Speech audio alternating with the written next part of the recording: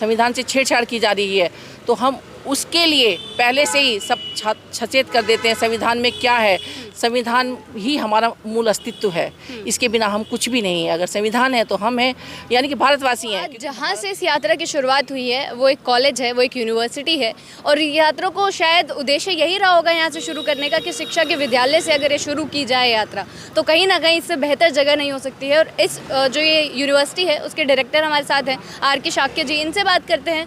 Sir, यहाँ से शुरू करने का जो मोटिव है या फिर जो पर्पज़ रहा है, क्या वो यही है क्योंकि विद्यालय है और यहाँ से शुरू करना चीज़ें सबसे बेस्ट रहेंगी? देखिए, जो विद्यालय होता है वो शिक्षा का मंदिर है। हम जो भी सीखते हैं वो विद्यालय, स्कूल, यूनिवर्सिटी से ही सीखते हैं।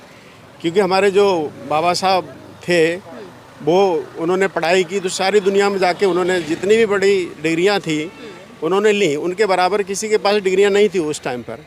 और उन्होंने एक खूबसूरत संविधान बनाया और उस खूबसूरत संविधान बदलने की साजिश चल रही है। अभी 3 एक्ट को इन्होंने बदला है, वो स्टैंडिंग कमेटी में है, CRPC और IPC और एविडेंस एक्ट। इन तीनों एक्ट के थ्रू भी कुछ जो हमारे संविधान का जो मूल ढांचा है उस पर प्रहार किया है। जैसे कि इन तीनों के अंतर्गत इन्होंने कोशिश की है कि न्यायपालिका को प्रधानमंत्री के अंडर में है या शासन व्यवस्था के अंडर में आ जाए, जिससे कि उसको प्रेशर में ले करके अपने मनमाने ढंग से कुछ भी कार्य करें और जिससे ये प्रभाव पड़ेगा आने वाले टाइम में कि आम जनता को न्याय नहीं मिलेगा।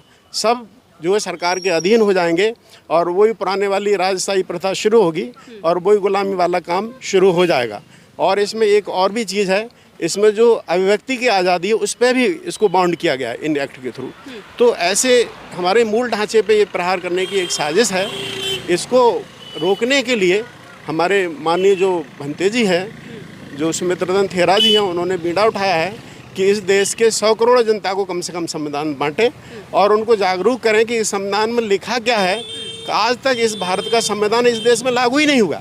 अगर लागू होता तो आरक्षण की जो व्यवस्था है, जिन लोगों को कई हजार सालों से दबाया गया था, उनको धन इकट्ठा करने का अधिकार नहीं था, हर तरीके से उनके जो अधिकार थे उनको छीना गया था। उनको इस संविधान के तहत बाबा साहब ने अधिकार दिलाया कि हम धन भी रख सकते हैं, पढ़ भी सकते हैं, हर काम कर सकते हैं। तो उसको नष्ट करने की साजिश की गई है। तो ये जो अभियान है इससे आम जनता को रूबरू कराया जाएगा और ये बताया जाएगा कि आज तक असलियत में ये संविधान लागू ही नहीं हुआ। अगर लागू होता तो इस देश में IAS, PCS और एक कलेक्टर 75% बहुजन समाज के होते, वो 5% भी नहीं है, 10% भी नहीं है। अगर लागू हुआ होता तो 75% बहुजन समाज के लोग IAS, PCS, कलेक्टर और DM सब होते। वो तो सब ब्राह्मण वो सब बैठे हुए हैं, क्यों बैठे हुए हैं? अगर लागू होता, अगर वो आरक्षण भी दे दिया जाता तो 75% ये लोग होते। आप कहीं भी देख लीजिए, सर्वेक्षण कर लीजिए, कहीं भी देख लीजिए, आज तक लागू ही नहीं हुआ। तो संविधान लागू नहीं हुआ, उसे बदलने की साजिश उन्होंने दोबारा से शुरू कर दी है। तो उसी के खिलाफ ये अभियान छेड़ा। ये वो महिला हमारे साथ हैं जो इस यात्रा में शामिल होने आई हैं और दिलचस्प बात ये है कि जो 1 करोड़ का निशाना बनाया गया है, जो मकसद है कि 1 करोड़ जो भारतीय संविधान है वो लोगों तक पहुँचाना, सबसे पहली कॉपी मैम के पास आई है। तो उनसे बात करते हैं। मैम, क्या नाम है? डॉक्टर मिथिलेश गौतम, प्रधानाचार्य लाला लाजपत राय कन्या कॉलेज दनकौर, गौतम बुद्ध नगर से हूँ। तो आज ये जो यात्रा है शुरू हो रही है, आप इसमें शामिल होने आई हैं, कितना उत्साह है और किस नज़रिए के साथ आई हैं? बहुत उत्साह, पॉजिटिव हमारा ये नज़रिया है कि ये जो संविधान यात्रा है 100% सफल होगी। जन जन तक, घर घर तक हमारा संविधान पहुंचेगा और हमारे सभी मूल निवासी, सभी जो जन हैं भारतवासी, वो संविधान को पढ़ेंगे, इससे अधिकार कर्तव्य का ज्ञान लेंगे और उसी के आधार पर अपने जीवन को चलाएंगे भी और अधिकारों के प्रति सचेत रहेंगे। आप सभी लोग आज यहाँ आए हैं, मिलकर ये रथ की यात्रा को बना रहे हैं कि ये हो जाए पूरा। लेकिन क्या लग रहा है कि जो मकसद है 1 करोड़ घर तक पहुँचाने का मकसद लिया है, काफ़ी बड़ा है, पूरा हो पाएगा अच्छे से? ये 1 करोड़ से भी ज़्यादा होगा, क्योंकि जिस तरह से आज उत्साह है लोगों में, ये 1 करोड़ से भी ज़्यादा 2 करोड़ तक पहुँच जाएगा, 5 करोड़ जहाँ तक भी पहुँचेगा। हम इसे चलाते रहेंगे जब तक इसकी डिमांड रहेगी। जब तक जन जन जागरूक नहीं होगा तब तक हम ये संविधान को यात्रा चलाते रहेंगे। यात्रा के पीछे का आप लोगों का मोटिव क्या है, मेन उद्देश्य क्या लेकर चल रहे हैं? यात्रा के पीछे हमारे संविधान को बचाना, क्योंकि हमारे संविधान से छेड़छाड़ की जा रही है। संविधान के द्वारा ही हम सुरक्षित हैं, संविधान के आधार पर ही हम पढ़ लिख कर हर जगह आगे पदों पर बढ़ रहे हैं। अगर हमारा संविधान नहीं होगा तो हमको भी खतरा है, हमारे आने वाली पीढ़ी को खतरा है। इसलिए हम अपनी संविधान को बचाने के लिए, क्योंकि हमें आभास है कि ये संविधान से छेड़छाड़ की जा रही है, तो हम उसके लिए पहले से ही सब सचेत कर देते हैं संविधान में क्या है। संविधान ही हमारा मूल अस्तित्व है, इसके बिना हम कुछ भी नहीं है। अगर संविधान है तो हम हैं, यानी कि भारतवासी हैं, क्योंकि भारत का जो जनता है सब संविधान के अनुसार ही चलती है। सारी शासन प्रक्रिया संविधान से चलती है। आप एक खुद प्रधानाचार्य हैं तो शिक्षा के जगत में काफ़ी कुछ जानती हैं। जो जनता इस वीडियो को देख रही है और ऐसी यात्राएं जो शुरू होने वाली है, उस जनता को क्या संदेश देना चाहेंगे? उस जनता को ये संदेश देना चाहूँगी कि वो सभी अपने अधिकारों के प्रति सचेत रहें, जागरूक हों। यदि हम अपने अधिकारों के प्रति सचेत नहीं रहेंगे तो कोई भी हमें बेवकूफ़ बना सकता है, कोई भी हमारे अधिकारों का हनन कर सकता है। इसलिए हमें अपने अधिकारों के प्रति सचेत रहना है, आंखें खुली रहकर जीना है। हमें डरना नहीं है। हमें सही जो भी विवेक से, अपने तर्क से, अपने बुद्धि से काम लेना है, अपने अधिकारों के प्रति जागरूक रहना है। चलिए, बहुत बहुत शुक्रिया आपका। डॉक्टर राजेश गौतम जी संवैधानिक ये जो यात्रा है, क्योंकि आप आज पत्रकारिता का काम कर रही हैं। आपकी दादी क्या करती थी आप देखिए, या परदादी क्या करती थी, केवल घर में बैठती थी, उनको कोई अधिकार थे? ये अधिकार आपको किसने दिया? आप आज मेरे से बाइट ले रही हैं, ये संविधान ने दिया। आप मैडम प्रिंसिपल हैं एक विद्यालय की, ये अधिकार किसने दिया? संविधान ने दिया। आपको जो है पायलट बन गए, आप जो है सेना में भी जा रहे हैं, प्रधानमंत्री बन गए, राष्ट्रपति बन गए। जो भी महिलाओं ने आज जो भी उन्नति करी है वो सारा कुछ किसकी देन है? आप मानते हैं किसकी देन है? संविधान की देन है। संविधान की देन है या नहीं है, बताइए। संवैधानिक अधिकार ही जो है ये भारत की आम जनता को जो है सारे अधिकार देने का काम, उसकी शैक्षिक, सामाजिक, आर्थिक, राजनीतिक उन्नति का द्वार खोलता है हमारा संविधान, भारत का संविधान। और भारत का संविधान ऐसा संविधान है जो समता, बंधुत्व पे आधारित है, मानवता पे आधारित है, वैज्ञानिकता पे आधारित है। और इसी के आधार पर आप समस्या क्या है कि वो हर एक के घर में जो है गीता, पुराण, वे सब चीज़ें जो है मिल जाती हैं। लेकिन जिस आधार पर जो है देश चल रहा है या उन्नति कर रहे हैं, हम नौकरी पा रहे हैं, रोजगार पा रहे हैं, अपना व्यापार कर रहे हैं, उसकी हम लोगों को, ज़्यादातर लोगों को, भारत की जनता को जानकारी नहीं है। इसलिए आवश्यकता है कि संविधान को जन जन तक पहुँचाने की, उसको समझाने की, उसको बताने की।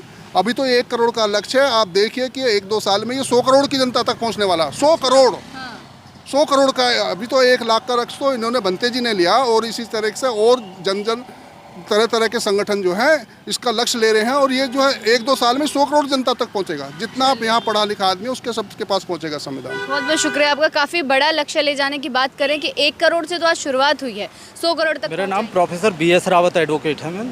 तो आप बोल रहे हैं कि आप कॉन्स्टिट्यूशनल एक्सपर्ट हैं, तो हमारी जनता है जो जिनको नहीं पता है कॉन्स्टिट्यूशन के बारे में, जो समझ ही नहीं पाती है कि क्या चीज़ें हैं, क्या उनके अधिकार हैं, तो उनको क्या बताना चाहेंगे? मैं बताना चाहूँगा आपके चैनल के माध्यम से कि कॉन्स्टिट्यूशन जो भारत का संविधान है, प्रत्येक देश, प्रत्येक राष्ट्र, प्रत्येक संस्था का एक विधान होता है जिसको संविधान माना जाता है।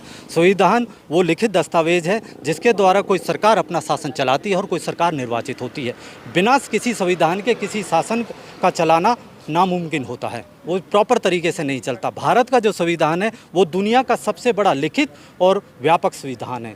माननीय अंबेडकर जी के नेतृत्व में प्रारूप रूप समिति ने भारतीय संविधान का निर्माण किया था, जिसमें 2 वर्ष 11 महीने और 18 दिन का वक्त लगा, और बहुत ही ज़्यादा उसमें सभाएं गठित हुई, बहस हुई, और बहस और सभाओं का निर्णय होने के बाद जो अमृत निकला, उसके बाद माननीय अंबेडकर जी ने उसे लिखित रूप दिया। लिखित रूप देने के बाद उसमें उस समय जब 26 जनवरी 1950 को भारत का संविधान लागू हुआ, उस समय उसमें 395 अनुच्छेद, 8 अनुसूचियाँ और 22 भागों में विभाजित था।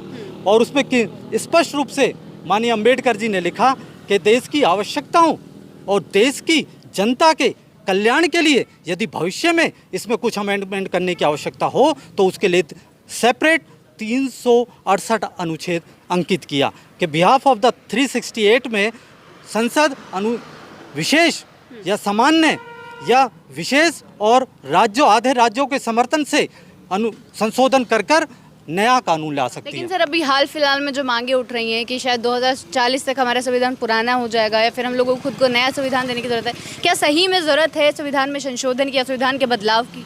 अंबेडकर जी इस बात से फुल्ली अवेयर थे। उन्होंने इसलिए आर्टिकल 368 बनाया, और उन्होंने क्लियर भी कहा, स्पष्ट रूप से कहा है कि भारतीय संविधान के आधारभूत ढांचा, इट मीन्स बेसिक स्ट्रक्चर में कोई संशोधन नहीं हो सकता। बेसिक स्ट्रक्चर का इसलिए उन्होंने स्पष्ट किया कि कार्यपालिका, न्यायपालिका और विधानपालिका जो देश के सबसे महत्वपूर्ण अंग हैं, उनमें शक्ति पृथक्करण के सिद्धांत पर सेपरेशन ऑफ पावर पर निर्धारित किया। कार्यपालिका अलग होगी, न्यायपालिका अलग होगी और विधानपालिका अलग होगी। यदि कार्यपालिका अपनी शक्तियों का दुरुपयोग करती है तो न्यायपालिका उन कार्यों को नल एंड अवॉइड घोषित करने की शक्ति रखती है और उसमें कोई संशोधन नहीं हो सकता। मैं बताना चाहता हूं इस चैनल के माध्यम से, भारत के बेसिक स्ट्रक्चर में, संविधान के में कोई संशोधन नहीं किया जा सकता। लेकिन क्या 2040 तक सही में हमारा संविधान हमारे लिए उतना कार्यरत नहीं रहेगा, हमें उतने अच्छे से सर्व नहीं कर पाएगा कि हमें नए की जरूरत पड़े? मैं बताना चाहता हूं मैडम, आपसे पूर्वी सरकारों ने, मैंने कहा जब भारत का संविधान लागू हुआ उस समय 395 अनुच्छेद, 8 अनुसूचियाँ और 22 भाग थे। वर्तमान में 470 अनुच्छेद हैं और 25 भागों में विभाजित है और 12 अनुसूचियाँ हैं, क्योंकि वो जनता और जनार्दन की और जनमानस की आवश्यकता और उनके जन कल्याण के लिए जैसे जैसे संविधान के में कुछ अमेंडमेंट की आवश्यकता पड़ी, कुछ नए अनुच्छेदों की आवश्यकता पड़ी, उनमें उनको ऐड किया गया है। और भविष्य में भी जन कल्याण के लिए और जनता की कल्याण के लिए यदि कोई अनुच्छेद की आवश्यकता पड़ती है अमेंडमेंट करने की और कोई नया अनुच्छेद ऐड करने की आवश्यकता पड़ती है तो उसका व्यवस्था माननीय प्रारूप समिति, जिन्होंने भारतीय संविधान को मूर्त रूप दिया, उसकी व्यवस्था की है संविधान में। मतलब संशोधन हो सकता है, लेकिन जो बदलाव की मांग है वो गलत है। नहीं, बदलाव नहीं किया जा सकता। मैंने कहा है कि बेसिक स्ट्रक्चर ऑफ कॉन्स्टिट्यूशन में कोई चेंजिंग नहीं हो सकती।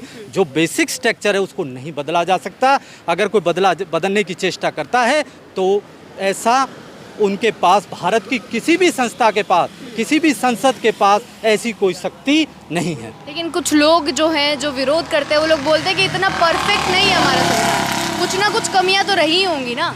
मैंने बताया कि हाल ही में जब संविधान लागू हो रहा, आज तक कम से कम 131 संशोधन आज तक भारतीय संविधान में हुए 1950 से आज तक। जैसी जैसी आवश्यकता पड़ी वैसे वैसे नए अनुच्छेद बेसिक है ऐड किए गए और भारतीय लोगों के लिए अच्छी व्यवस्था की गई जिससे कि वो अच्छा जीवन व्यतीत कर सकें। मैं इस अच्छे संविधान के लिए, इस अच्छी व्यवस्था के लिए प्रारूप समिति का और माननीय अंबेडकर जी का नमन करता हूं और आभार व्यक्त करता हूं। उन्हें भारतीय लोगों के लिए इतना सशक्त और इतना अच्छा संविधान देने का कार्य किया। अभी तो कई जीत बाकी हैं, कई हार बाकी हैं। अभी तो पूरी लाइफ का, जीवन का सार बाकी है। यहाँ से चले थे हम नई मंजिल के लिए, ये तो एक पन्ना था, अभी तो जीवन की पूरी किताब बाकी है। जय हिंद। चलिए, बहुत बहुत शुक्रिया।